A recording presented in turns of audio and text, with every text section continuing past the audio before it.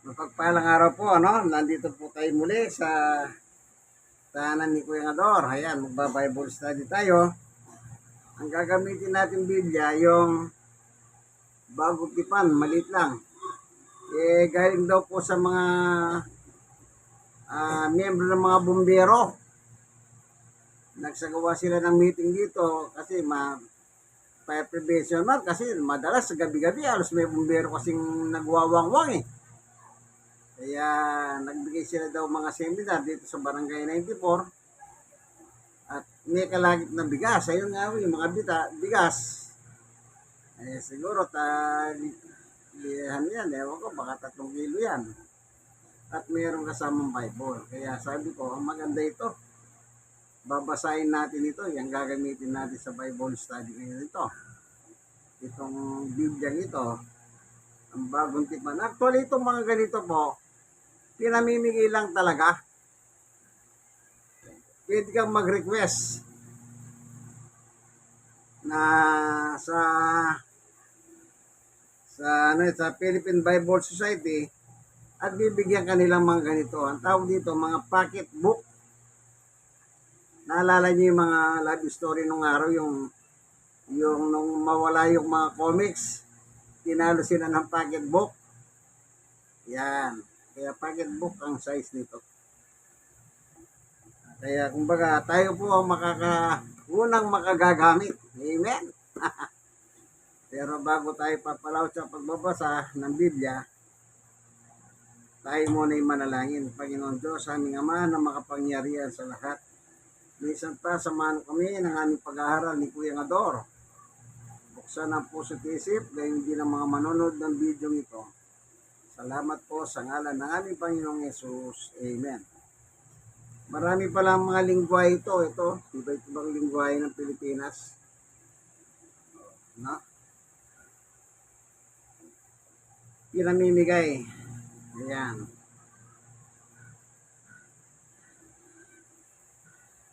Ayan. So, tayo po'y mag-aaral, ano? Ayon sa kasulatan. Para matuto tayo sa nangyayari sa ating paligid at ilalagay natin sa Biblia at lalagyan natin ng biblical reference. Dito po sa kasulatan, ang sabi rito 8:44. Ang sabi ni Jesus, ang diablo ang inyong ama. May kausap siya, mga kababayan niya, kapwa niya mga Hudyo, na hindi naniniwala sa kanya. Ang tawag ni Jesus sa kanila, anak sila ni Satanas. Dahil hindi sila naniniwala kay Jesus. Ang diablo ang inyong ama. At ang gusto ninyong gawin ay kung ano ang gusto niya. Yung ginagawa nila, yun ang gusto ng diablo. Sa simula pa lang ay mamamatay tao na siya. Ibig sabihin, itong mga taong kausap pala ni Jesus noon, mamamatay tao rin. Ganun ba? Kasi sabi niya, ang gusto ninyong gawin ay kung ano ang gusto niya, yung gusto ni Satanas. Sapagkat si Satanas mamamatay tao. Actually, sila nga naman ang nagpapatay kay Jesus noon eh. Sila yung sumigaw na, ipako sa krus yan! Ito mismong kababayan niya mga Hudyo. Kaya sabi niya, mga anak kayo ni Diablo, mamamatay tao.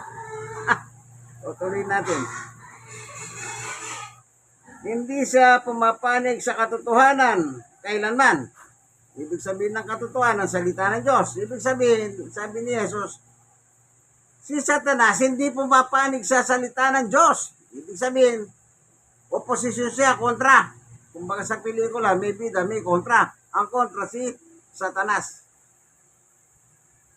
Kapag nagsasalita siya ng kasinungalingan, nagsasalita siya ayon sa kanyang kalikasan. O, anong kalikasan ni Satanas? Sinungaling. Yun ang nature ni Satanas. Kaya nga ang tawag sa kanya, that deceiver, mandaraya. Sapagkat siya sinungaling at siya ang ama ng kasinungalingan. The father of all lies. Sino? Sabi ni Jesus, si Satanas. Yan. Meron palang tatay ang mga sinungaling dito sa lupa. Sino ang tatay nila? Si Satanas. Konting politika tayo. Hindi ba merong hearing sa impeachment kay Sara? Ayaw nilang dumalo. Pero nagsasagawa sila ng press conference nung kanyang mga abogado, si Powa, na sinasabi ni Powa, lahat ng nangyayari sa Kongreso, yun ay kasinungalingan. Kasinungalingan. Kanina lang umaga, nabasa ko sa social media, ang sabi ni dating Senador Antonio Sani Trillanes de Deport, kayong mga pamilyang Dutertes, sige, tambakan nyo ko ng kaso kung hindi totoo ang sinasabi ko. Siguro napuno na eh. Kasi siyang malupit na nagdala ng ebidensya. Ang kapal! Yung dala niya. Yan, inaamon niya ngayon ang pamilyang Duterte. Nakasuhan siya na sinungaling siya. Sabi niya, kasuhan niyo ako kung hindi ako nagsasalita ng totoo. Yan. Lahat ng nilatag niyang ebidensya laban sa Vice Presidente si Sara ay sinasangayunan ng AMLAC ng gobyerno. Yung paano yumaman si Sara. Kaya ngayon, nag-press conference nga po sila, si Powa, yung abogado niyang malapit sa kanya kay Sara. Lahat ng niyang pinasisinungalingan niya. Kaya ang challenge ni Sani Trillanes, kasuhan niyo ako na hindi ako nagsasalita ng totoo. Dito po sa Bible, si Satanas, ama ng mga sinungaling. Sinong nagsisinungaling po? Si Trillanes o si Sara? Si Sara nagsisinungaling. Bakit? Inimbitahan siya na umaten upang ipaliwanag, sanggahin ang testimonya. Una si Madyaga, ngayon si Trillanes, para sana banggahin niya na sabihin niya hindi totoo yan. Hindi eh. Kaya ayaw niyang umaten sa Kongreso kasi nga pag nandun siya, susumpa siya. At pag sumumpa siya, iko-cross siya ngayon ng mga kongresista. Kaya, ganyan ang ginagawa nila ngayon. Sa social media, sila nagpuputak. Ngayon, nasusunod is sa 29. Sinabi na naman, hindi naman dadalo. Pero lagi nakareserba yung isa silya doon para sa Vice Presidente. At marami nagpayo sa kanya, umaten ka, sumagot ka. Paano sasagot? Yung dokumentong nilalatag ni Sani Trillanes, sinasangayunan ng AMLAC ng gobyerno. Paano mo ngayon sasanggay ng gobyerno? Ang kakalabanin mo ngayon ng gobyerno, hindi si Trillanes. Kaya po ayaw nilang umaten. Kasi susumpa sila. Hindi papayag ang Justice Committee ni Congressman 2nd District ng Batangas, si Jervil, nang hindi siya susumpa kung ate siya. Kaya yan, yung sinungaling anak ni Satanas. Sabi ni Jesus sa Biblia. Hindi ako may sabi niya na. Binasa lang natin. Ano si Satanas? Hindi pumapanig sa salita ng Diyos. Ano si Satanas? Ama ng mga sinungaling. Yan ang challenge ni Trillanes. Asuhan niyo ko, pamilyang Duterte, kung hindi totoo ang sinabi ko. Yeah, maganda yan. Sana kasuhan siya. Para magkaharap-harap na sa korte. Naalala ko nung araw, nung tumatabong party list si Trillanes ng yung party list ng yung party sila sa Trillanes, yung Magdalo. Nasabi ni Digong, si Pulong, kung manalo, at kung si Trillanes manalo, magbarilan na lang sila sa Kongreso, sabi niya eh. Kasi no senador si Trillanes, sasabi niya kay Pulong, sige nga, ubarin mo ang damit mo. Yun ang, ubarin mo. Para makita yung dragon sa likod mo. Tumanggi si Pulong sa hearing ng Senado. Kasi ang presidente yung tatay niya. Pero sa totoo lang, meron talagang dragon sa likod si Pulong. Ibig sabihin, kasali siya sa droga. Kung nakita niyo yung mga droga, silang dalawang magbayaw. Yung ilang milyon na nasa bakal sa panahon ni Aaron Aquino ng PIDEA. Ngayon, nabuhay na naman muli yun. Akala kong I eat drugs. Tapos, sa tambak ang droga. Ngayon, ang dami na uling droga sa Davao. Milyon-milyon. Ito, kailan lang, meron na naman nahuli. Yan bang sinasabi nilang ang Davao, walang droga? Libre? Free? May mga sunod-sunod eh. Dami lang na ako, puro milyon-milyon ang halagang droga eh. Ibig sabihin, hindi drug-free ang Davao. So, sa Bible po, tayo bumabase siyempre. Yung nangyayari sa ating paligid, kinukunek ko lang. Ngayon, anong sabi sa Biblia? Sabi ng Diyos, huwag kang papatay. Okay, kunin natin yung malaking Biblia kasi walang sa New Testament. Kunin natin yung malaki. Ano po? Kunin natin sadali. Ito binigay lang din sa kanila ito. Yung nagbigay naman daw nito, sabi ni Kuya Ador, kapatid niya. Kapatid mo ba yan, Kuya Ador? Mga born again po yun. Binigyan ng kapatid niya para mabasa. So, gamitin natin. Ang sabi ng Diyos, alam nyo, mas maganda talaga nilalatagan natin ng Biblia eh. Sa Exodus chapter 20, sa 13, huwag kayong papatay. Ang utos ng Diyos sa tao, huwag kang papatay. 14, huwag kayong magnanakaw.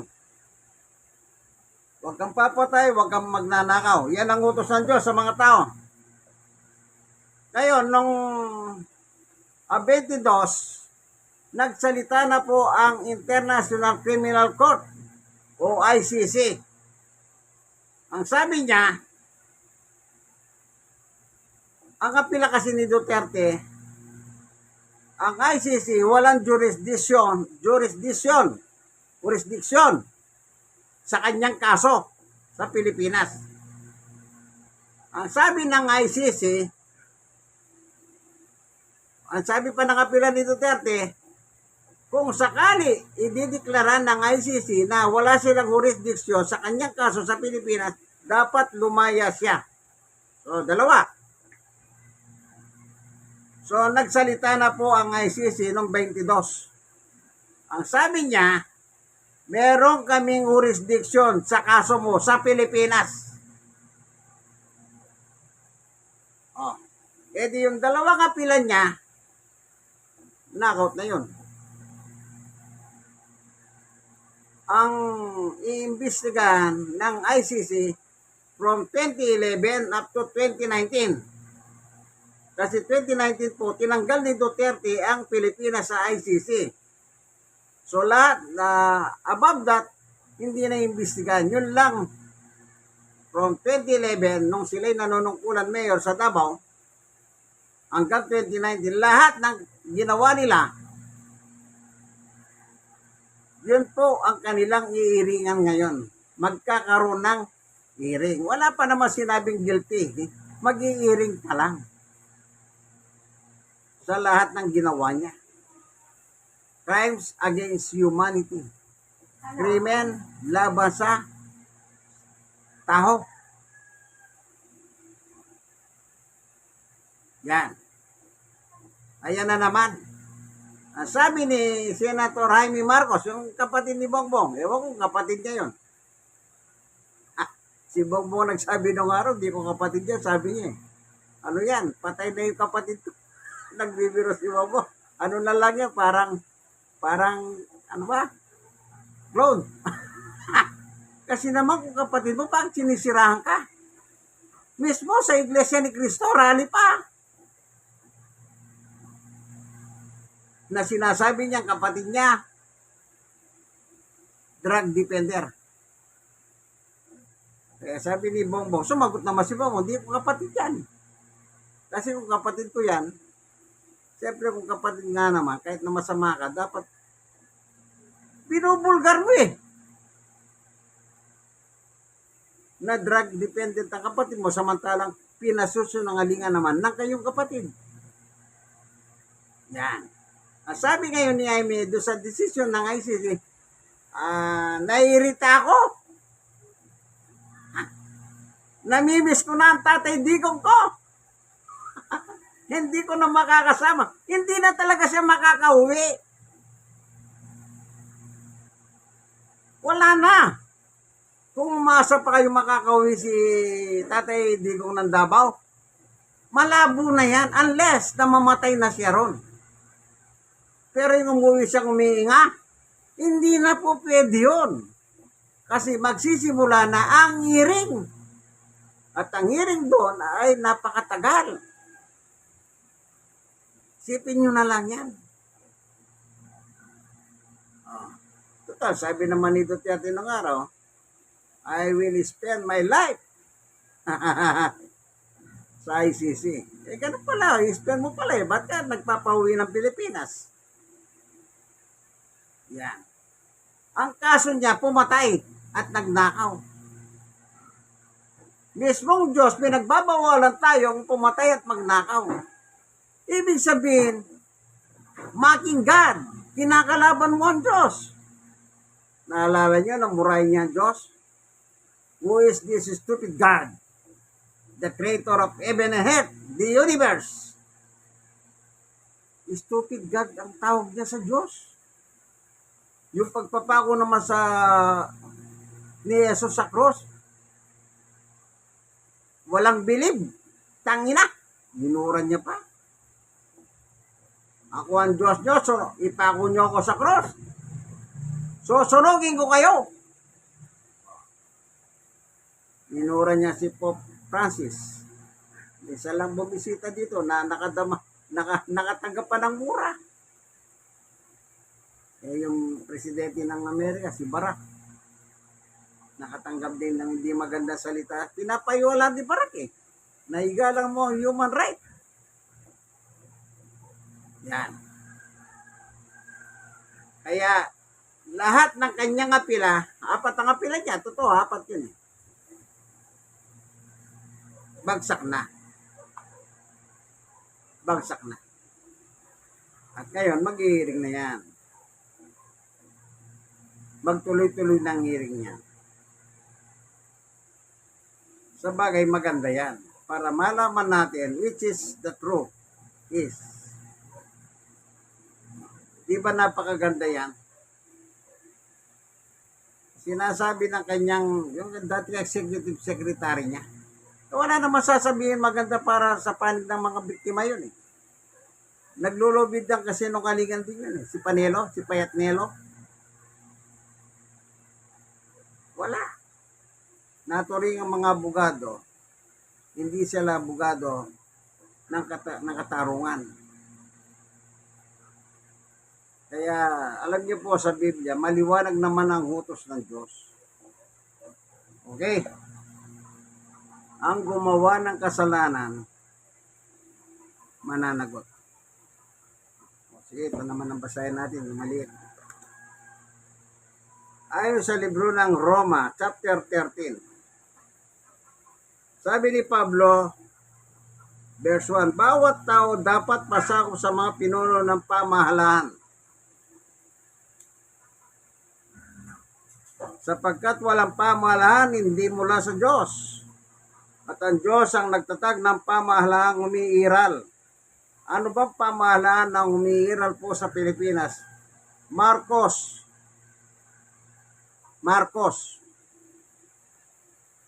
So pag lumabang ka kay Marcos, verse 2, kaya nga, ang lumalaban sa pamalahan, sino nasa pamalahan? Marcos, Bongbong, ay lumalaban sa itinalaga ng Diyos at sila ay nararapat sa parusa. Hindi po tayo nagsabi niyan. Wala tayong pinapanigang political color. Binabasa lang natin ang Biblia.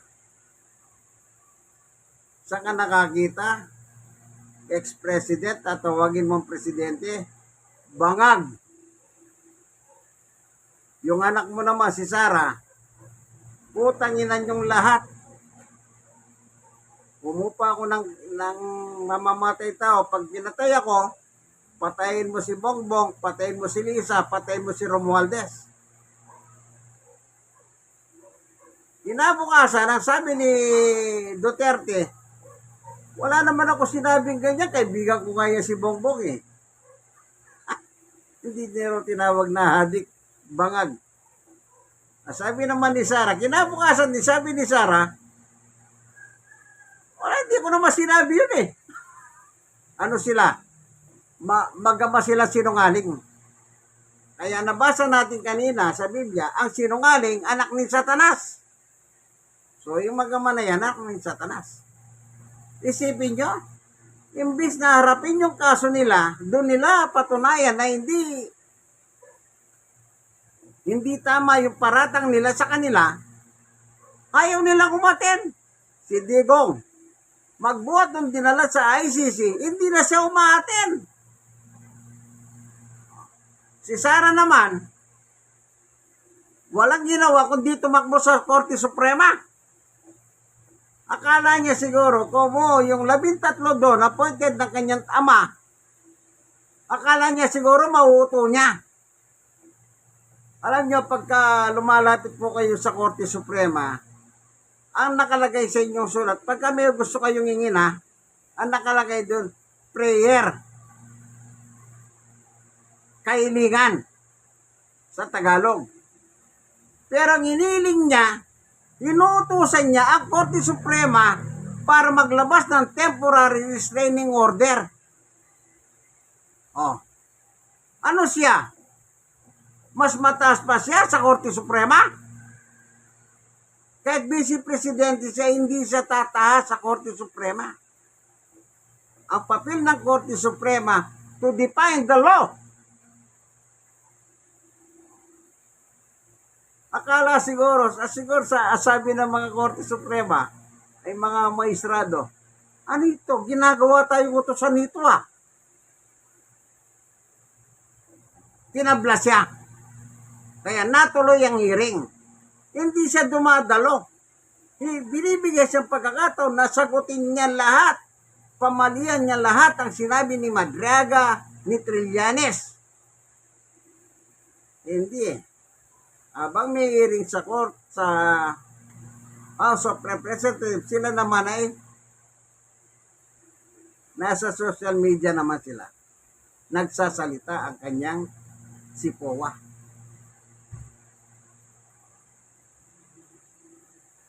Kung matino ang tao, sino ngayon ang tingin mo nagsisinungaling? Ang Kongreso? O ang mga ICC? O ang pamilyang Duterte?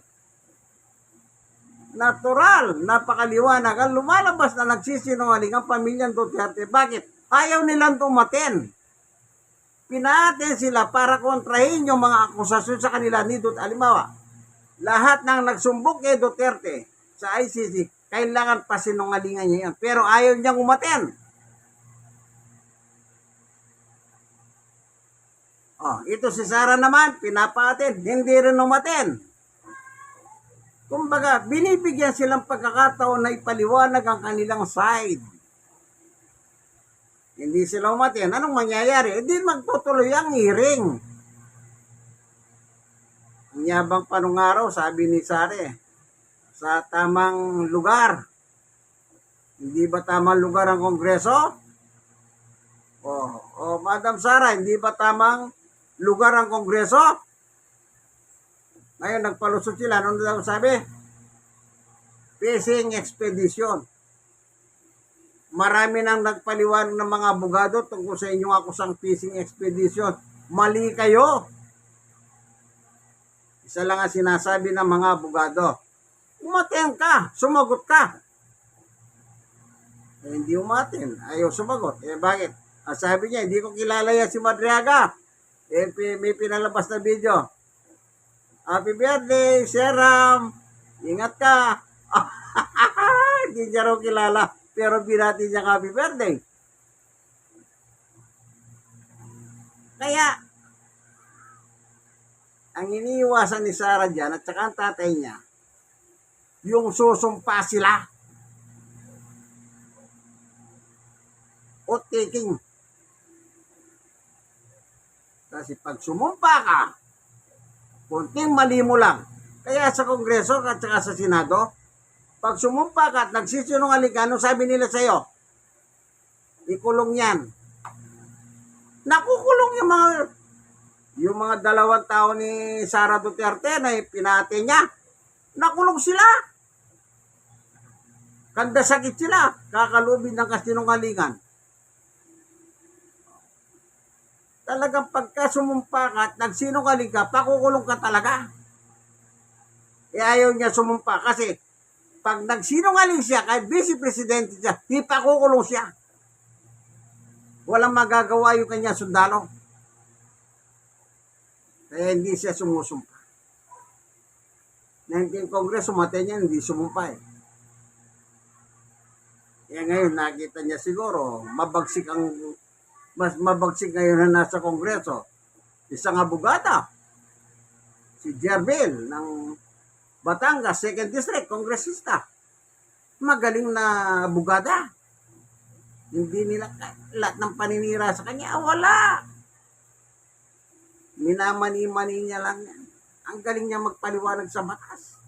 Matututo ka talaga sa batas. Tagalog na Tagalog. Yan ang maganda. Para tayo maturuan sa batas. Ako, gusto ko pinanonood yun eh. Bakit? Natututo ko sa batas. Bakit? Lingkod bayan ng mga yan eh.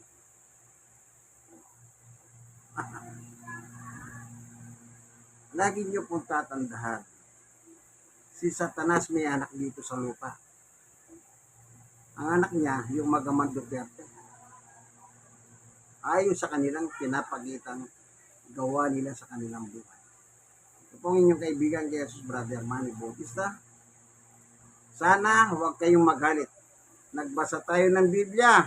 Kinongclude natin yung ginagawa ng Duterte at saka sa Biblia. Sige po. God bless us all po. Bye. Minsan pa, nandito po tayo sa Barangay 94, Sonic, District 1, Tondo, Manila. Si Kuya Ador, dati po nanungkulan sa barangay, dati siyang kagawad, then naging chairman. Siyempre, may sakit na siya. Po. Kayo.